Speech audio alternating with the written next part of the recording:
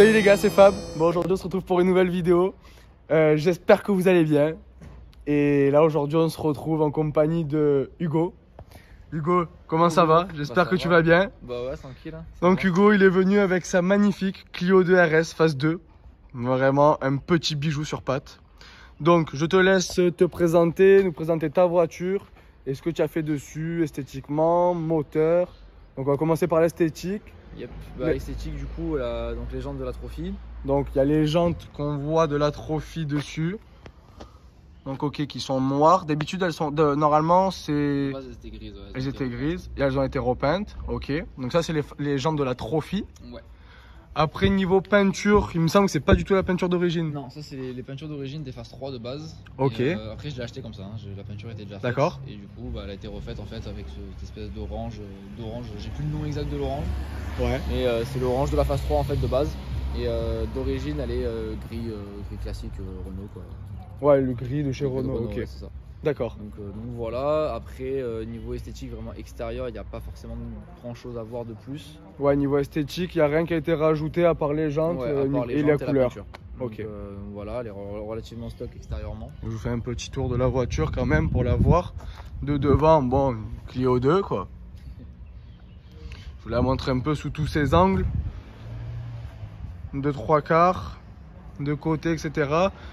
Et ah ben là on peut voir voilà la peinture d'origine. Ouais. Parce que là comme tu m'as dit tu dois refaire une peinture dessus. Enfin tu vas devoir refaire une peinture. Parce que l'ancien proprio avait mal peint. Quand il a voulu la laver pour me la vendre, ouais. Il est passé un peu près et la peinture avait un peu caillé et ça a sauté. D'accord. Donc en fait ouais, la vraie peinture en fait c'est celle-ci. C'est bon, le gris normal de chez Renault. Après les jantes ben, full noir alors que d'habitude elles sont en grise aussi. Après quand on passe à l'arrière, bon là il manque le logo, ça normalement il est noir. Il manque le logo et petite particularité qu'il faut que je change aussi, c'est que le monsieur qui a repeint la voiture en fait, il a mis le sport du mauvais côté. Ah parce que normalement ouais. Il est sous le Renault. Ok donc ouais le sport qui est là en fait comme il me dit il faut qu'il aille sous le Renault. Ok. Donc ça c'est. Bon ça après c'est juste à décoller et à recoller quoi, oui, ça. Oui c'est ça, c'est rien d'incroyable à faire. Après c'est marrant parce que du coup j'ai. Ouais. Parce que c'est une vraie, donc oui c'est une vraie mais. Faut que je change le sport de côté. Et sinon voilà, donc vraiment pour l'esthétique. Il y a la ligne aussi. Ouais, donc il y a une ligne, donc c'est pas une full tube, hein, c'est une ligne avec une sortie, alors j'ai pas du tout la marque de la sortie. D'accord.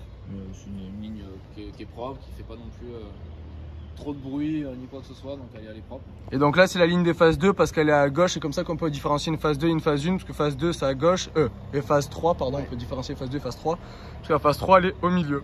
En fait la phase 3 il y a deux sorties au milieu en fait, il y a littéralement deux sorties au milieu, donc voilà. Après on m'a proposé de le faire, mais encore une fois je trouve qu'esthétiquement c'est pas des voitures à changer vraiment. Non là comme ça dans cette configuration là elle est vraiment propre, elle est vraiment clean, elle fait d'origine on va dire. C'est ça.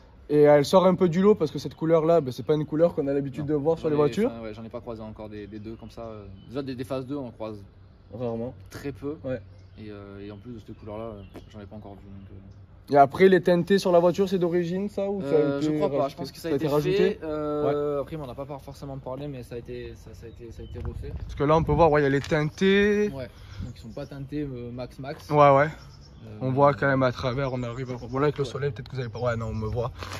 Non on voit pas tant que ça mais à l'intérieur en tout cas de là quand on regarde je vois les sièges etc.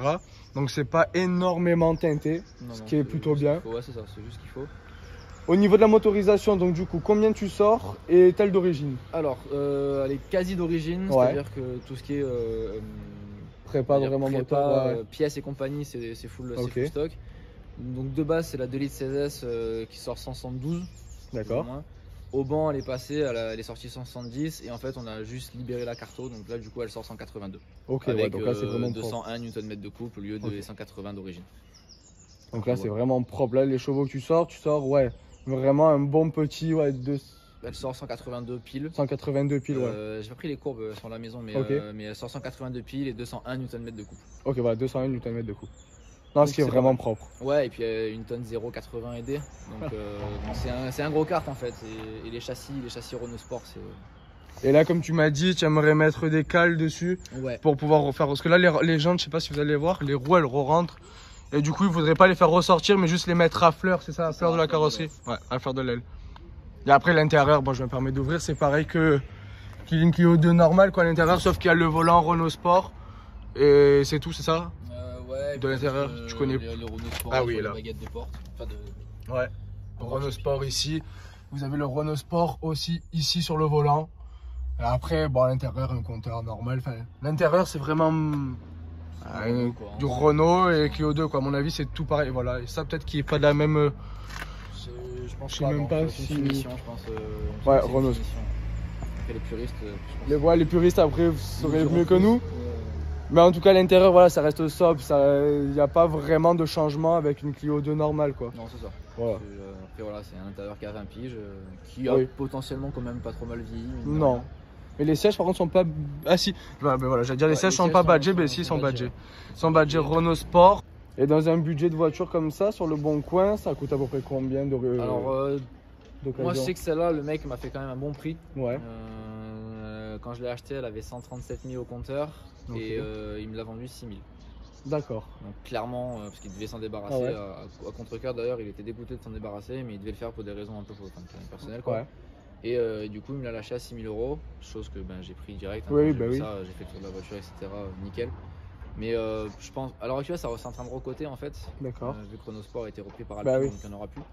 Donc c'est en train de recoter, mais je pense que après là, je commence à avoir des bornes dessus, donc bon voilà. Mais je pense qu'une caisse, voilà, comme ça, 120 000 bornes à peu près, machin, je pense qu'entre 6 000 et 7 000. Ouais, ça se trouve encore. C'est plus ou moins le budget. T'as à peu près le tarif. Ouais, je pense que c'est plus ou moins le tarif.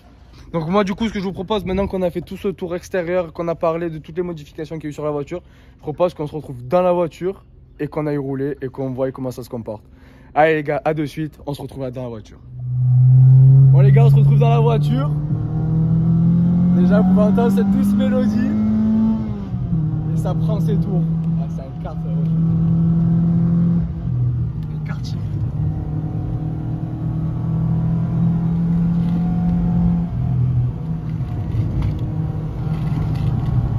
Qu'est-ce que c'est bon.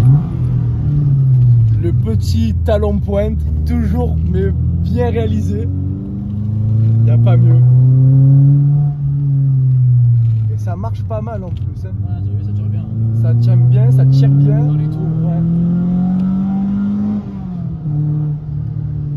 Oh, c'est sympa. C'est toujours sur la même route. Cette route, c'est. Pour les connaisseurs, vous savez. Ah ouais, elle est pas mal. C'est sympa. C'est la petite glisse là. Ah, ça, c'est vraiment une voiture quand tu es pressé. Ou quand on te colle au cul, tu vois une Clio 2 comme ça, je fais qu'est-ce que c'est? Qu'est-ce qu'il pourrait mes sports devant là? Il m'a fait quoi ce tuning? Eh ben regarde-moi le tuning. Tu as mangé les ravioles chez la maman là. Je peux t'assurer que tu es bien quand tu manges les ravioles. Tu arrives comme ça, une petite Clio 2. Ah après, ça cache le jeu. Après ça reste en atmo, donc forcément contre des turbos, il faut être dans les tours.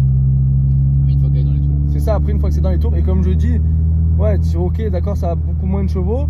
T'as un châssis, mais c'est un châssis de fou, et après quand tu sais piloter, que tu sais conduire, c'est là que tu vois la différence quoi. C'est là. Vu, hein. Après là j'ai pas, enfin, comme je dis avec j'ai le cardan fatigué, j'en vois pas comme elle pourrait être capable d'envoyer. Et puis route ouverte, machin, j'ai quand même. On reste quand même dans les limitations, on fait toujours attention. C'est ça. Mais par contre, un truc qu'on a oublié de préciser, bon déjà, bon ok oui, tout ça, mais on a oublié de préciser qu'il y avait des barres anti-rapprochement avant et arrière. C'est ça. On le ressent dans la conduite. Mais on a oublié de le dire tout à l'heure auparavant. Et même en montée, ça n'a pas de mal pour doubler quoi. Ça pousse pas mal. Ça pousse pas mal. Après, là on s'adapte à la circulation parce qu'il y a du monde. Il y a les petits cyclistes, il y a les voitures en même temps. Après on essaye de faire ça à des heures qui ne sont pas des heures de pointe, mais il y a quand même du monde. Ah là, le virage ça branche pas. Non, ça bouge pas. Et même quand ça bouge, en fait, c'est prévisible. Ouais, j'entends, ouais, mais léger.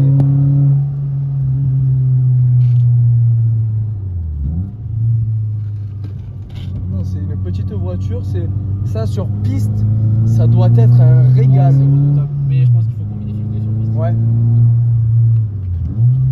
Après, même là, dans la config actuelle, ça reste efficace. Hein. Ouais. Oui, ça reste très efficace. Mais pour être encore plus performant, les petits combinés filetés. C'est ça. Et là, c'est vraiment une arme de guerre. Donc il n'y a que 180 chevaux, mais ça marche quoi. Enfin que 180 quand même pour le poids que ça fait, c'est déjà pas mal quoi. C'est ça en fait, c'est ça qui impressionne souvent les gens. Ben ouais. Impressionne, je m'entends, mais je veux dire, c'est que les peu de gens que j'ai embarqués avec, putain ça marche en fait. Ouais. Parce que nous on a l'habitude des 180 chevaux avec des 1 tonne 2, 1 tonne 3, 1 tonne 5. Et ça c'est rigide et ça pèse 1 tonne 0. C'est impressionnant. Et ces moteurs de vis ça le démonte. Mais c'est que dans les tours ça fait un beau bruit en plus et ça la pêche après dans les tours. Dès que tu passes les 4500, 5000, on lâche. Ouais, j'ai l'impression que ça s'arrête jamais quoi là. C'est ça. J'ai l'impression que ça s'arrête jamais. Là ici ça se rétrécit comme d'habitude, on roule doucement parce que ici ça peut être dangereux etc. Après nous quand on a les deux voies ça va mais là voilà. C'est compliqué, toujours pareil. Petit caillou là, il y a eu des petits affaissements de chaussée. C'est radical comme voiture. Et les ressorts courts tu vois ils sont pas tape-cul quoi, la voiture elle se comporte très bien. C'est vraiment sympa. C'est pas tape-cul et avec les barres anti-rapprochement en fait ça rajoute la rigidité châssis qui fait que ça compense un peu. Ah, dès qu'elle prend ces tours là comme ça c'est trop bon. C'est jouissif, c'est trop jouissif. T'as vu dès que tu la places ouais, elle se place mais au millimètre elle se place.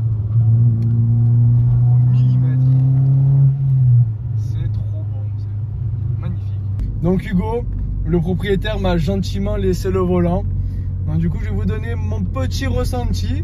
Donc déjà là je viens de commencer à l'apprendre. Sincèrement, le premier truc que j'ai dit dès que j'ai commencé à conduire, l'embrayage comme il est dur et il est d'origine, c'est... Ouais, je pense qu'au bout d'une demi-heure de conduite, t'as les cuisses, elles chauffent. Et vraiment, là de ce que je peux te dire, dans les virages, déjà la voiture elle bronche pas. On roule pas hein, mais déjà tu le ressens que la voiture elle est un peu plus elle est raide. Le moteur en soi on l'entend pas forcément, dès qu'on roule doucement on l'entend pas forcément. Mais la voiture qu'est-ce qu'elle est... Ouais, c'est une voiture en soi qui peut se conduire très simplement, doucement.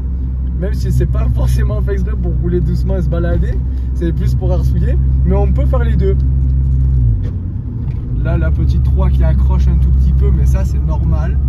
C'est comme le propriétaire a dit, c'est une petite maladie de ces voitures, c'est que la boîte de vitesse, c'est quoi tu m'avais dit déjà? C'est qu'elle accroche en fait un petit peu au bout d'un moment et ouais. Il n'y a pas grand chose à faire à part attendre entre guillemets, serrer les dents et arracher les dents ouais. et changer quoi. Ok. Donc lui le papy il a pas trouvé mieux que s'arrêter en plein milieu de la route, c'est super, merci, allez ça va. Ah les freins par contre ça freine. Oui ça freine bien. Ouais. Ah ça freine bien, tu me dis que les plaquettes elles sont pas 9,9 mais ça freine. Ouais c'est sur les fins de freinage où tu vois ouais. Où elle commence à chanter un peu. Tu sens qu'il y a du mordant ouais. Ah oui oui. C'est vrai que ouais, quand tu n'as pas l'habitude, tu as l'impression que tu arraches la boîte. Ah ouais non c'est... Là tu serres les petites dents. C'est 3 et 4, la 3 quasiment tout le temps, la 4 de temps en temps. C'est impressionnant.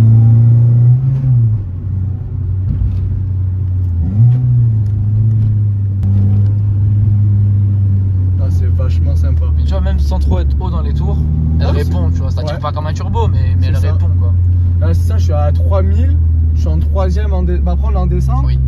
Mais la voiture, elle repart quoi. Il n'y a pas besoin de. Oui, pour rouler fort, on va dire, pour faire des temps, etc. Oui, c'est sûr que là, je vais pas rouler en 3, je vais rouler en 2, quoi. Oui. Mais bon, on n'est pas là pour faire de la piste et faire des chronos. Mais c'est vraiment bon. En gros, si tu as un peu une idée de plage d'utilisation, genre en général, c'est au-dessus des 4005, c'est là où vraiment elle est efficace de ouf, en fait. Ouais. Donc voilà les gars, en tout cas, j'espère que ça vous a plu, cette vidéo. Je vais pas continuer à filmer tout le long la descente, ça sert à rien de vous montrer. Après je vais continuer à rouler comme ça va rien vous changer pour vous. Mais en tout cas, ce qu'il faut retenir de cette vidéo, une voiture très joueuse, avec un comportement très joueur. Une petite voiture comme ça, une petite bombinette, en fait c'est un karting sur route. C'est ce qu'il faut retenir de cette voiture, c'est un karting sur route. Et pour un budget de 7-8 000 euros on va dire, si je monte un peu la barre, mais pour avoir vraiment une propre, 7-8 000 euros, je pense que vraiment, ça peut être vraiment une petite affaire plaisir sur route. Voilà. Donc sur ce, j'espère que ça vous a plu. N'hésitez pas à vous abonner et à lâcher un like. Et sur ce, on se retrouve pour une prochaine vidéo sur les fugitifs. Ciao, bye bye l'équipe.